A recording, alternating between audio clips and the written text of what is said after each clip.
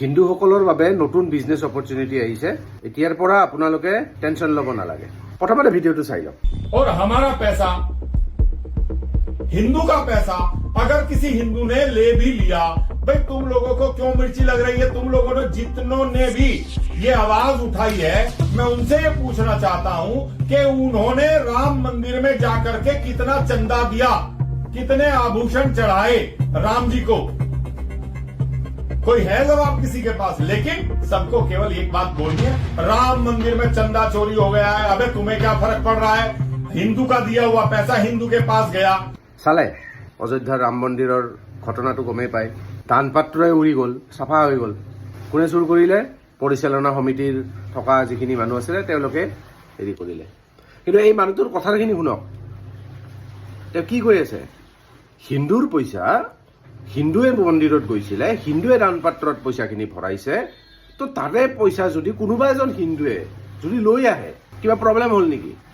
একো প্ৰব্লেম নহয় ন, কাৰণ হিন্দু মানুহ তাতে যায়, হিন্দু মানুহৰ মন্দিৰ হয়, ৰাম মন্দিৰ হয়, আৰু ৰামেতো পইচাখিনি একো নকৰে ন। ৰামে কি কৰিব? ভগৱানক পইচা লাগে নেকি? নালাগে ন, দান পাত্ৰহে এইটো। গতিকে তাৰে পৰা পইচা কোনোবাক লাগিছে লৈ আহক। গতিকে মই যে বিজনেছ অপৰচুনিটি কৈছোঁ এতিয়াৰ পৰা, তাৰমানে যিকোনো মন্দিৰত কোনোবাই যদি যায়, কাৰোবাৰ যদি আপোনাৰ পইচা চইচা নাই, যদি আপুনি ভাবিছে যে মোৰ পইচা নাই কেনেকৈ চলিম মই, মন্দিৰত যাওক, দান পাত্ৰৰ পৰা পইচা ওলাওক। যদি কিবা আপোনাক সোধে, পুলিচে চুলিছে যদি আপোনাক ধৰে, ডাইৰেক্ট ক'ব মই হিন্দু মানুহ হয়, হিন্দু মন্দিৰৰ পৰা মই পইচা আনিছোঁ, মোৰ দৰকাৰ আছিলে, কি প্ৰব্লেম আছে তাতে? এইটো চাওক কিমান মানে কিমান ল' গ্ৰেডেড মেণ্টেলিটি হ'ব লাগিব যিকেইটা এই ধৰণৰ কথা ক'ব পাৰে। এইটোত যদি কোনোবা মুছলমান মানুহ এজনে যদি এনেকুৱা কাম কৰিলে হয়, বা তেনেকুৱা কোনোবাই যদি কৰিলে হয়, এতিয়ালৈকে গম পাই গ'লে হয়, নতুন নিউজ ওলালে হয়।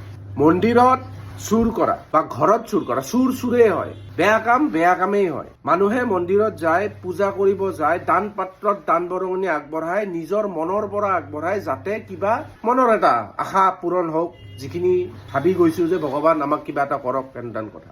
তাতে পইচা যিখিনি আছে, মন্দিৰৰ কাম কাজ, তাতে যিখিনি ভক্তবৃন্দ আহে তেওঁলোকক কিবা খোৱা চোৱা, ভোগ, বা মন্দিৰৰ যিখিনি কৰ্মচাৰী তেওঁলোকৰ দৰমহা চৰমহা দিয়াৰ কাৰণে কিবা আহিছে, সেইটো চবতে চলিছে। এনেকুৱা ধৰণৰ ষ্টেটমেণ্ট দিয়া মানুহবিলাকক আপুনি কি বুলি ক'ব কওকচোন? মই নবনাওঁ বুলি ভাবিছোঁ, মানে চাই পেলাই মোৰ খং উঠিছে ভিডিঅ'টো। কেনেকুৱা ফাল্টু ধৰণৰ মানুহৰ কথা হ'ব পাৰে চাওকচোন। মানে এতিয়া এনেকুৱা হৈ গৈছে, মানে যদি আপুনি হিন্দু হয়, ভাৰতত যদি আপুনি হিন্দু মানুহ হয়, আপুনি ইউ কেন ডু এনিথিং, কিন্তু বেলেগে কৰিব নোৱাৰে। মন্দিৰত চুৰ কৰা কামটো কিমান জঘন্য কাম এটা।